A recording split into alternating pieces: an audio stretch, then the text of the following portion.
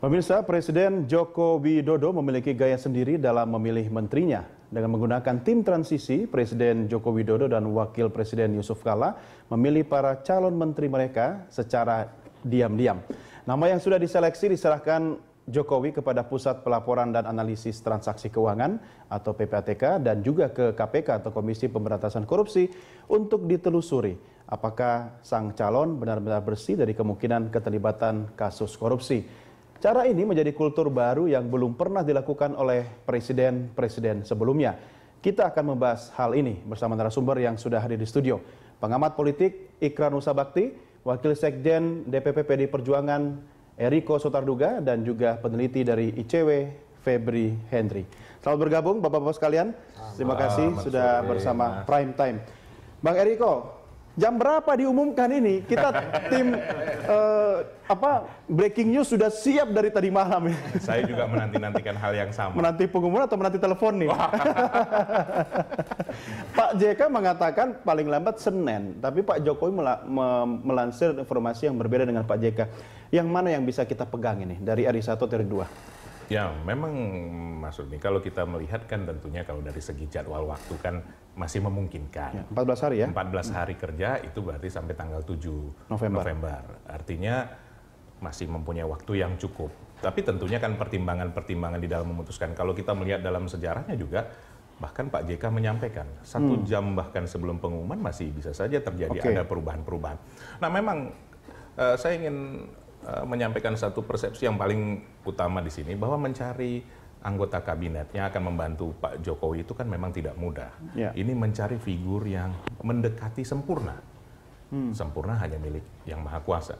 Lah mendekati sempurna ini tentu tidak mudah. Dari sekian ribu calon, kemudian diseleksi menjadi sedemikian banyak, dan kemudian sekarang diseleksi lagi, termasuk juga dengan memberikan data-data calon-calon kepada KPK dan juga PPATK. Nah ini satu paradigma baru yang sebenarnya satu hal yang belum pernah ditempuh selama ini. Biasanya kalau pemerintah atau presiden terpilih memilih untuk memberikan kepada BIN, kepada Bakin, begitu untuk bekerja sama dengan kejaksaan, dengan kepolisian. Tapi karena semangat pemberantasan korupsi, maka dianggap perlu. Nah ini yang kita juga memberikan apresiasi yang sungguh bagus kepada Pak Jokowi JK dengan memberikan ini kepada KPK dan PPATK. Tetapi tentunya Eriko, ini juga mempunyai konsekuensi. Betul. Artinya konsekuensinya bahwa calon-calon yang diberikan ini terseleksi, dan ini juga harus kemudian diisi kembali. Nah ini yang memerlukan waktu yang cukup untuk, kan ini bukan hanya soal kita cerita soal integritas saja, bukan cerita hanya soal track record, tapi kapabilitasnya di dalam bidang yang akan nanti dikerjakan ini juga harus mumpuni. Nah ini tidak mudah. Kemudian juga ada syarat terakhir lagi. Tadi kalau kita katakan 3 sehat, 4 sempurna. Apa yang keempat ini? Loyalitas. Loyalitas kepada pimpinannya, loyalitas kepada rakyat Indonesia. Tentunya yang mana nanti mengharapkan yang membantu Pak Jokowi ini orang-orang yang mempunyai kemampuan untuk merubah. Karena kan kalau kita melihat di majalah Time bahwa pemerintahan baru ini dikatakan new hope. Memberikan harapan baru. Seperti itu Mas Rudi. Ya, artinya untuk mewujudkan harapan baru itu melalui proses yang sedemikian panjang ini. Tapi kalau gitu Pak Jokowi jangan sampai sering bilang secepatnya dong Bang Eriko. Memang kalau keinginannya kan kerja secepatnya. Tetapi tentu kan ini kan memerlukan proses. Artinya proses ini juga harus berlangsung dengan cepat, tetapi juga tidak terburu-buru atau tidak dikatakan dikejar-kejar oleh waktu. Dan di sini juga masyarakat juga menunggu. Walaupun memang banyak pihak, tentu dari media kita melihat ingin untuk segera mengetahui siapa-siapa yang masuk di dalam kabinet ini, dan nanti ini juga berpengaruh di dalam hal ekonomi kita kan seperti itu, apalagi seperti IHSG, kemudian dolar atau apa. Ini kan sekarang sedang stay, menunggu apa yang nanti akan diumumkan oleh Pak Jokowi JK. Jadi kalau dalam hal ini kita berharap tentunya yang beliau pilih adalah orang-orang yang terbaik. Dengar-dengar yang kemarin gagal diumumkan di pelabuhan itu karena Bu Mega agak setuju ya nama-namanya ya? Kalau menurut saya ini kan bukan bagian dari hal setuju atau tidak setuju atau apa, tetapi memang mempersiapkan ini kan bukan sesuatu hal yang mudah. Tidak bisa saat ini dikehendaki, saat ini juga dilaksanakan. Seperti tadi saya sampaikan bahwa diberikan data-data kepada KPK, kepada PPATK juga kan memerlukan waktu untuk bisa mendapat input baliknya. Seperti itu Mas Doni. Mbak Puan jadi menteri apa kira-kira Bang? Sampai saat ini kami belum ada diinformasikan. Hati-hati menjawabnya ya. Tentunya kita berharap ya. Iya, baik Ikrar, komentar Anda. Ya, memang tidak mudah ya. Dan kemudian juga ya, memang selentingan yang seperti Anda katakan memang sempat terdengar ya. Betul. Bahwa Mbak Mega memang kelihatannya masih ada beberapa yang tidak srek ya. Tapi bukan kemudian orang bisa menginterpretasikan bahwa dia melakukan intervensi. Nah, ini dia. Jadi tampaknya Mbak Mega itu ingin mungkin membalans ya antara pendekatan ekonomi, pertumbuhan ekonomi dengan pendekatan sosialisme ala Bung Karno ya, atau yang disebut dengan Trisaktinya Bung Karno itu ya, persoalan itu. Karena seperti juga saya sudah pernah katakan di Berita Satu TV juga ya 2 hari yang lalu, itu kan biar bagaimanapun yang semua menteri itu masih paham apa sih yang dimaksud dengan kedaulatan dalam bidang politik, apa sih yang dimaksud dengan berdikari dalam bidang ekonomi, apa sih yang dimaksud dengan berkepribadian bangsa kan. Trisakti Bung Karno. Trisaktinya Bung Karno ya. Nah, itu harus terrepresentasi dalam kabinet. Postur kabinet itu harus 3 hal itu. Kalau buat saya bukan postur kabinet itu, tapi yang jelas tiga Trisaktinya Bung Karno itu memang harus bisa tercermin di dalam program-program kabinet. Berarti orang-orangnya juga dong harus orang-orangnya juga bisa. Ya. Jangan kemudian nanti dilihat bahwa wah ini kok kelihatannya kok banyak banget pengusahanya, kok ini kok kelihatannya kaum neolib nih atau siapalah gitu. Nah, Pak Ikrar, terlepas dari Anda tadi mengatakan ini bukan bentuk intervensi dari Bu Mega, tapi kalau misalnya hak prerogatif presiden dalam tanda petik bisa disetir oleh ketua umum partai, kata apa yang lebih tepat untuk ini? Ya, kalau buat saya biar bagaimanapun Jokowi itu kan juga adalah orang yang kebetulan ditugasi oleh partai. Betul. Ya. Tentunya juga tidak ada orang yang kemudian 100% independen. Ya. Jadi Jokowi ini mandataris PDIP. Kalau buat saya. Pak Harto juga dulu mandataris MPR. Ya. Tapi kita tahu sejarahnya Pak Harto seperti apa kan akhirnya. Ya, bedanya di mana? Tapi kan karena Pak Harto kan bedanya dia memang adalah orang yang punya otoritas tunggal untuk menjadi penguasa di negeri ini. Sementara itu kan kita sekarang zaman era demokrasi ya, di mana kemudian juga interpretasi orang, pandangan orang, kemudian juga penilaian orang itu juga harus diperhitungkan, termasuk juga apakah orang itu misalnya pernah bukan cuma persoalan korupsi, pelanggaran HAM ya, betul, atau kemudian etika moralnya bagaimana ya.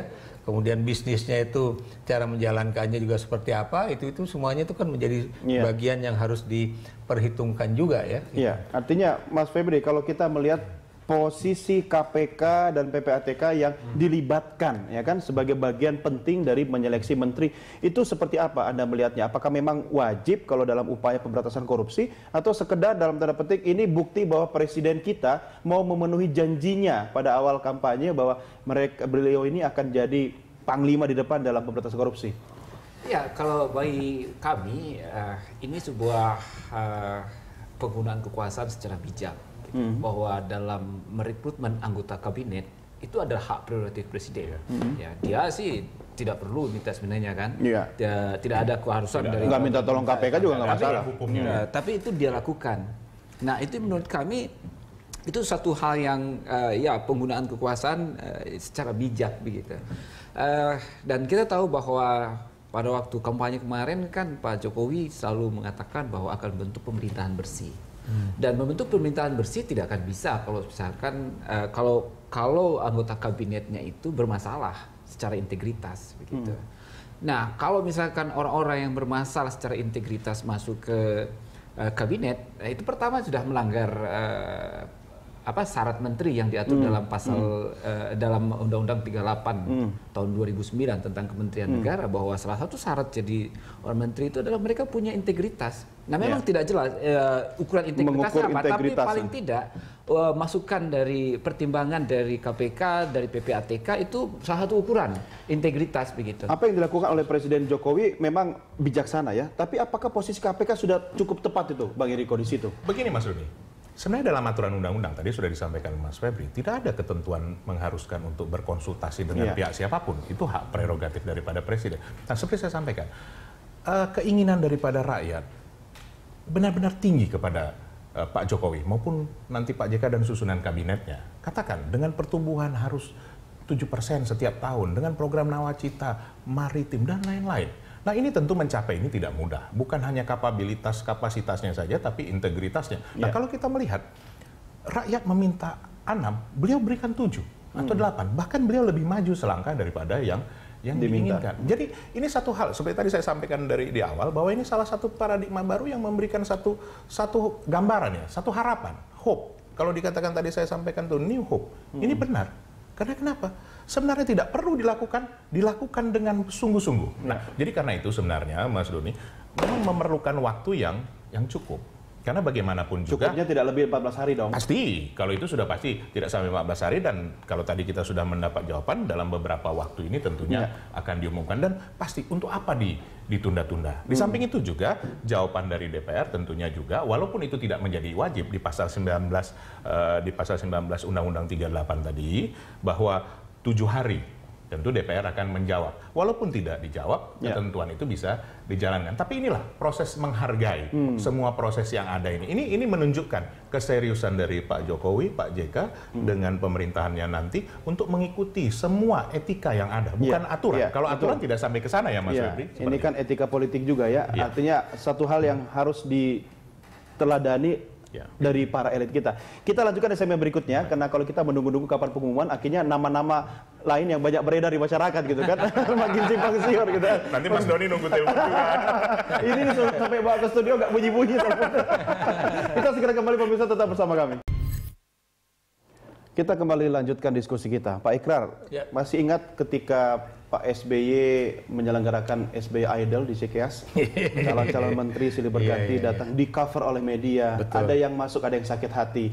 Nah, dengan cara tertutup tapi lewat KPK dan PPTK yang dilakukan oleh Pak Jokowi, itu patut diapresiasi kan?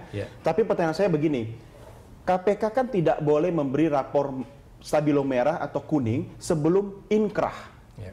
Apa KPK tidak melanggar prinsip hukum? Sebelum terbukti bersalah di pengadilan, orang ini masih asas praduga tak bersalah, tidak bersalah gitu. Kenapa Pak Jokowi dengar yang kayak begitu? Betul, memang kan ada juga yang mengatakan ya, bahwa kita harus memegang teguh azas praduga tidak bersalah ya, selama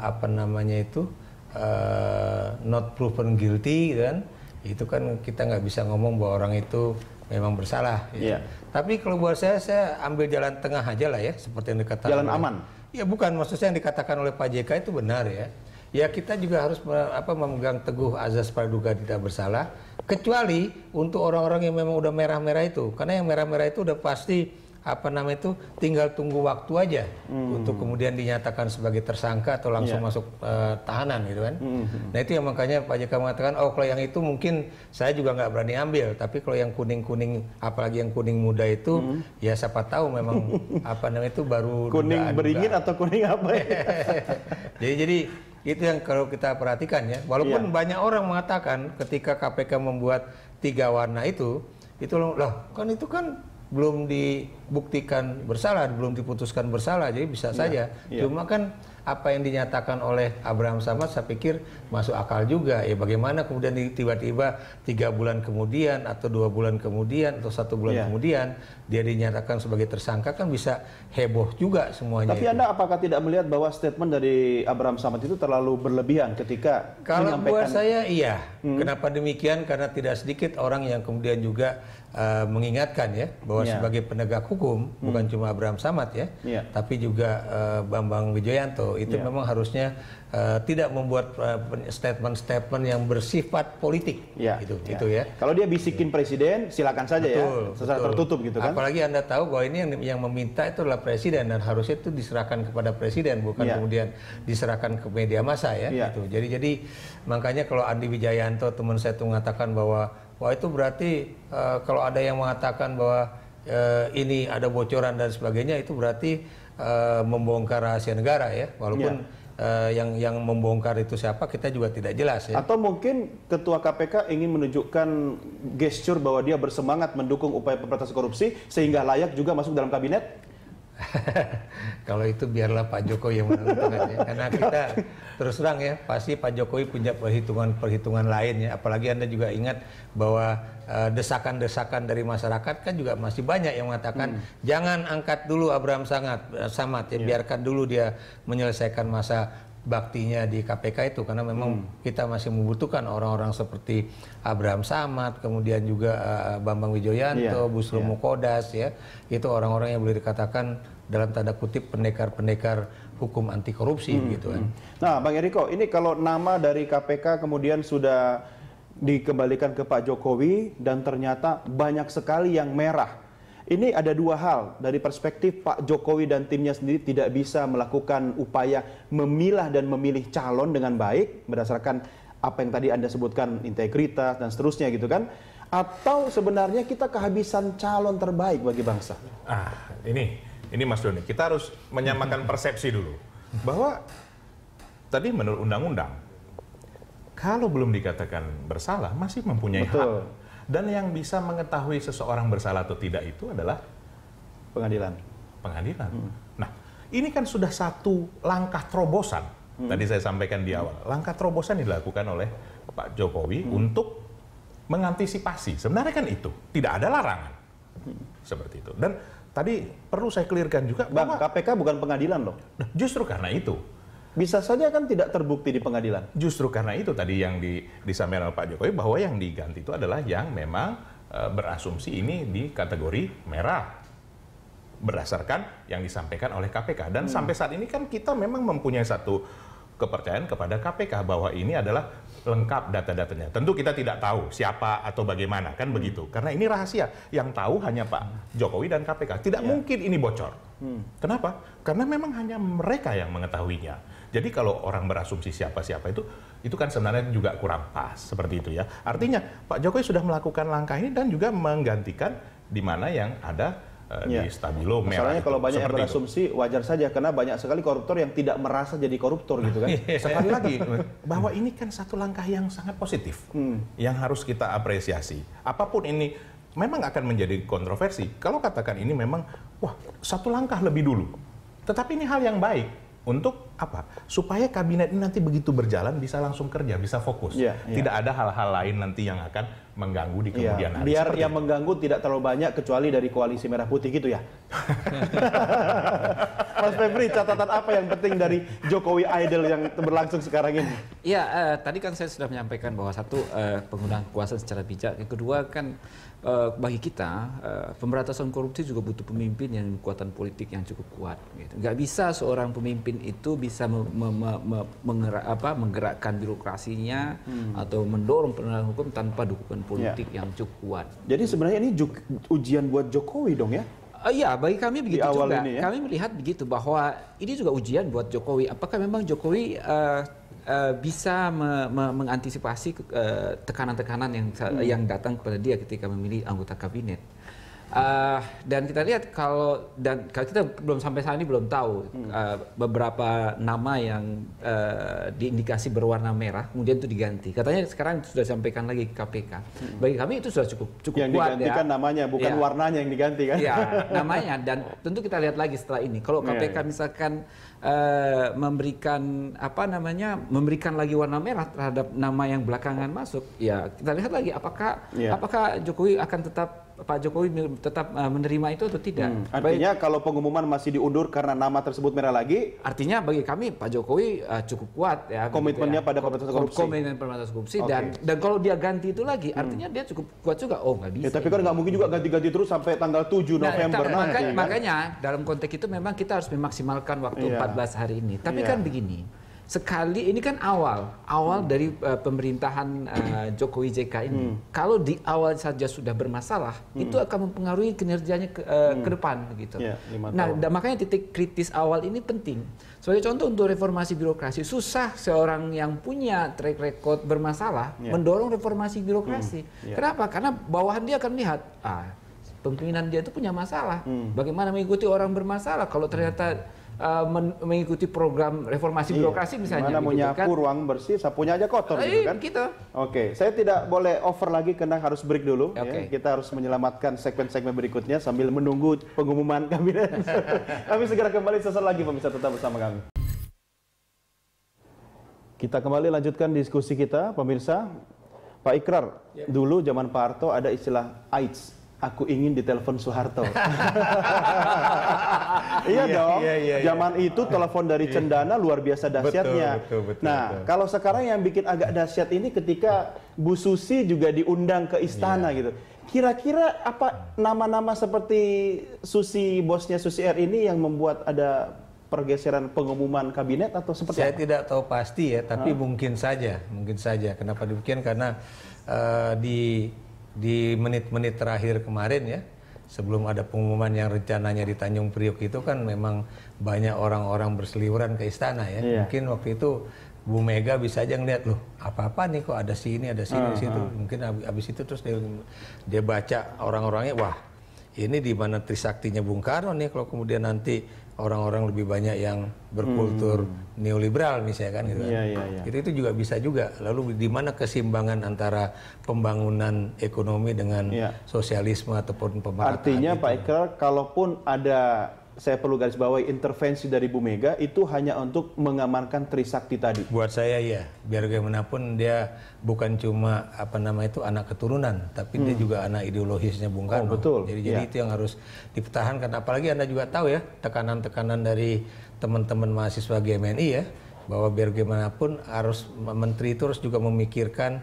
jangan cuma misalnya petani kaya aja, petani pemilik tanah, tapi juga bagaimana petani-petani yang cuma punya peralatan yang disebut dengan kaum marhen itu juga saya rasa juga menjadi hal yang harus diperhitungkan. Kenapa demikian? Karena Anda tahu di dalam program Jokowi mengenai kedaulatan pangan itu kan pasti akan ada andil dari petani-petani pemilik pemilik alat, tapi dia tidak menjadi pemilik tanah. Nah, itu juga menjadi satu hal yang cukup Buruh penting. tani, Sebab ya?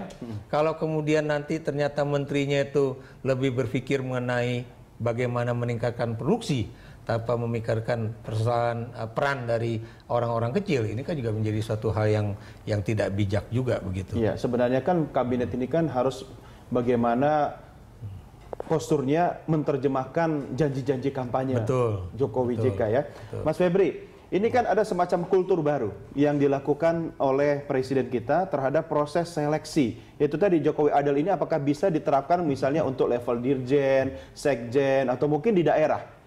Ya, sebenarnya kan Pak Jokowi sudah sudah melakukan lelang marketingnya lelang jabatan. Meskipun sebenarnya yang tepat adalah rekrutmen terbuka.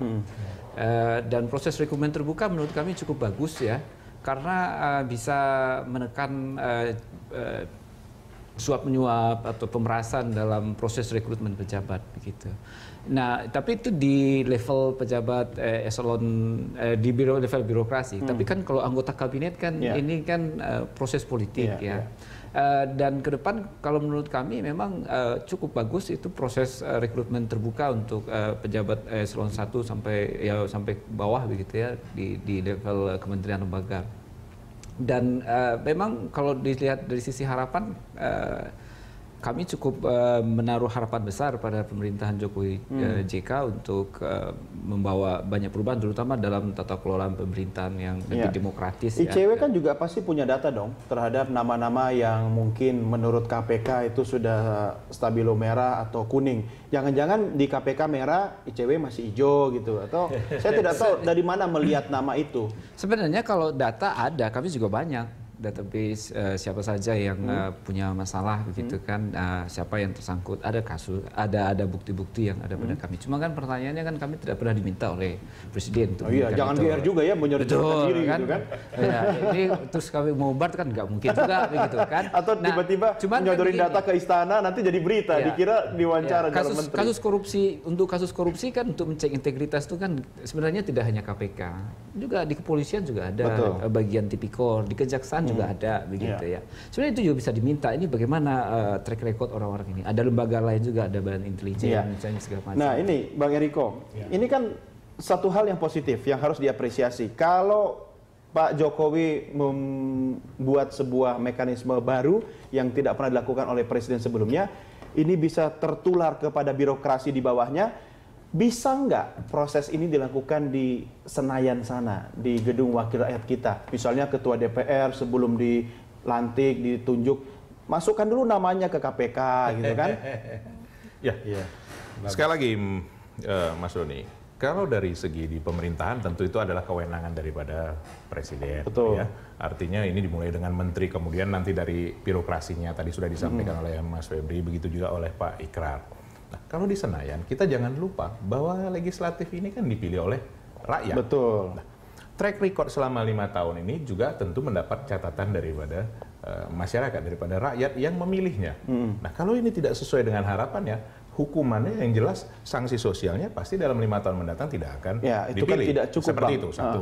Kedua, kalau dari segi hukumnya, tentunya ini kan kita merancang undang-undang seperti MD3, betul, kemudian juga peraturan-peraturan yang ada di Senayan. Nah, mengambil keputusan ini kan tentu tidak bisa hanya satu pihak saja, harus seluruhnya dari anggota atau seluruh dari fraksi seperti itu. Jadi ini juga terkait ke sana. Jadi sanksi secara sosialnya ada, secara hukumnya juga memang ya kita juga melihat sendiri bahwa proses-proses yang dilakukan oleh KPK, oleh Kejaksaan juga menyentuh juga kepada anggota-anggota legislatif. Misalnya begini Bang Eriko, untuk level pimpinan fraksi atau pimpinan dewan ya, itu harus melalui mekanisme, dibuatlah regulasinya. Kan mereka sendiri yang bikin gitu kan. Pertanyaannya mau apa enggak gitu kan. Untuk disodorkan dulu ke KPK gitu kan. Ini kan sebagai sebuah bukti juga bahwa mereka yang ada di DPR sana juga mendukung ya. Kalau pemberantasan korupsi kan bukan urusannya presiden saja gitu kan. Atau kira-kira nggak berani ya? Sekali lagi, kita tentu semua berdasarkan, tadi saya sudah sampaikan di awal, bahwa presiden tidak juga ada punya satu ketentuan secara hukum untuk melakukan ini, melakukan terobosan. Nah, ini tentunya, terobosan ini tentunya akan menjadi juga dilihat oleh semua pihak. Pasti nanti juga akan sampai juga ke Senayan. Tapi kan kembali, bahwa di Senayan bukan hanya satu saja yang berkuasa. Berbeda tentunya.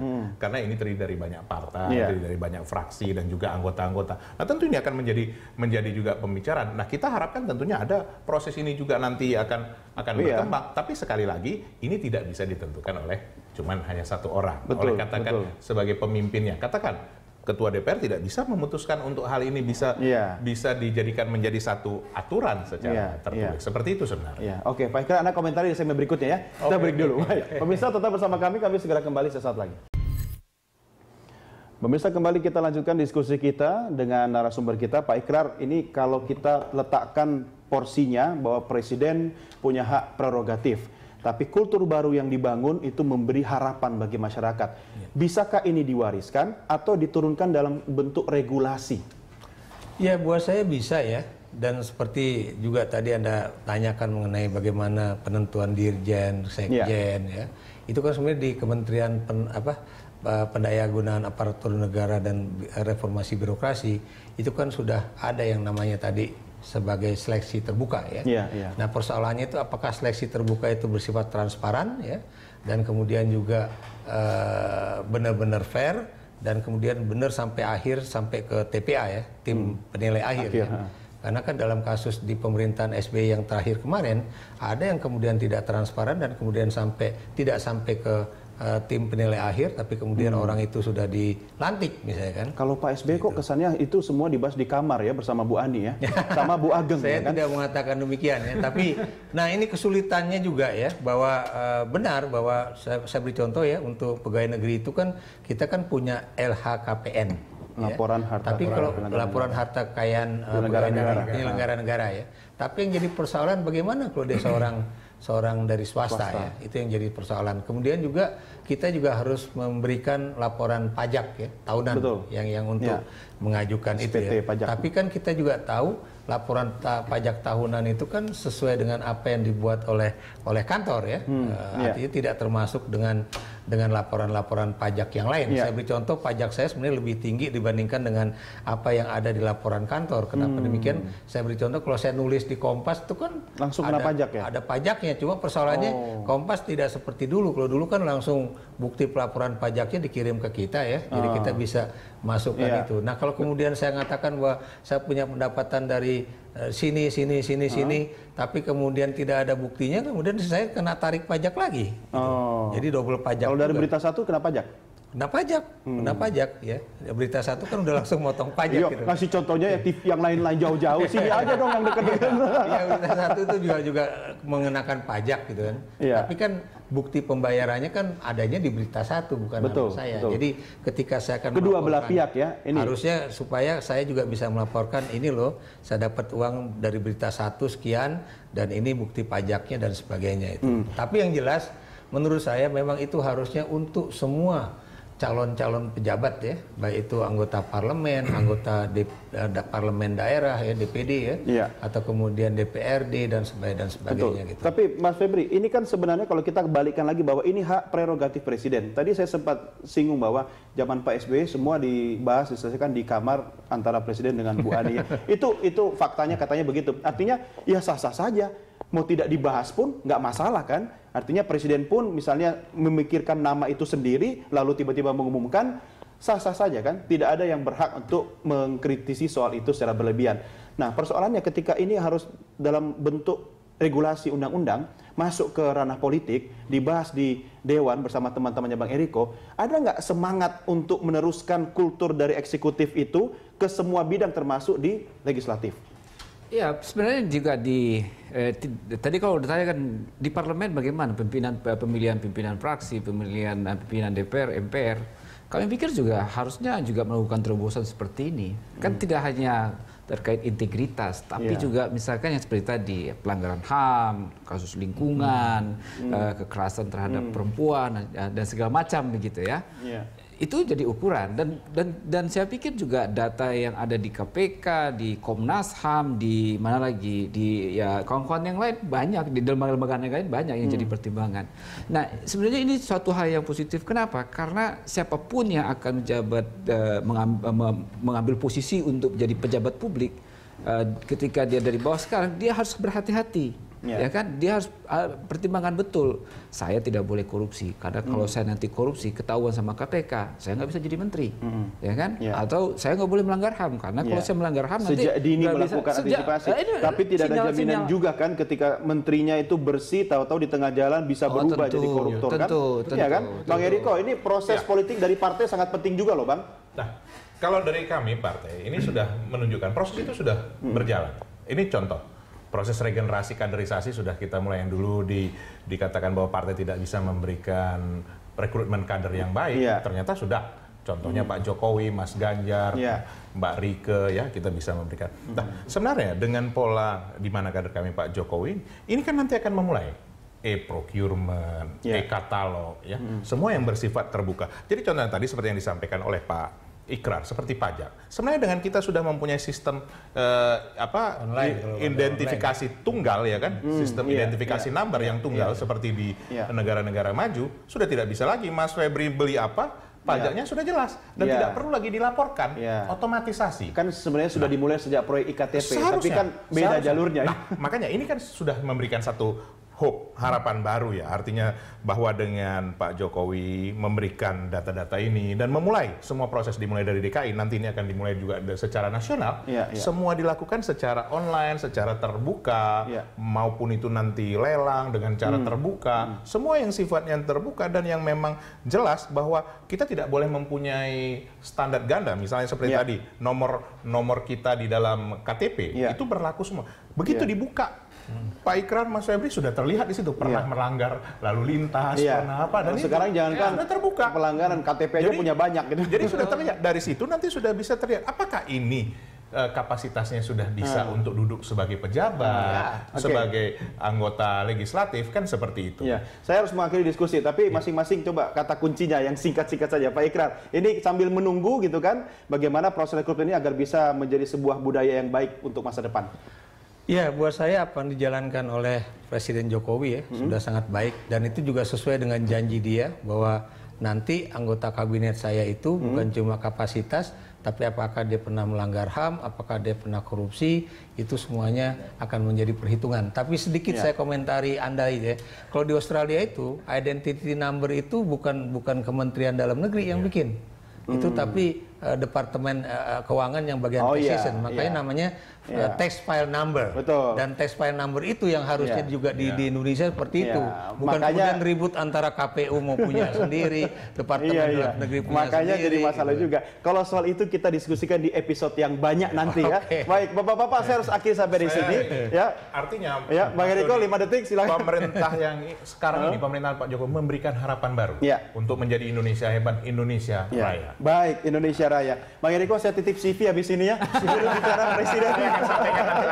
Terima kasih Pak Ikrar, Bang Eriko, Mas Febri. Sampai ketemu lagi, sukses benar semua. Pemirsa, tetaplah bersama kami karena sesaat lagi rekan saya Rudi Andano kembali akan hadir dan juga akan memandu dialog dengan tajuk yaitu Tantangan Tol Laut. Tetap bersama Prime Time.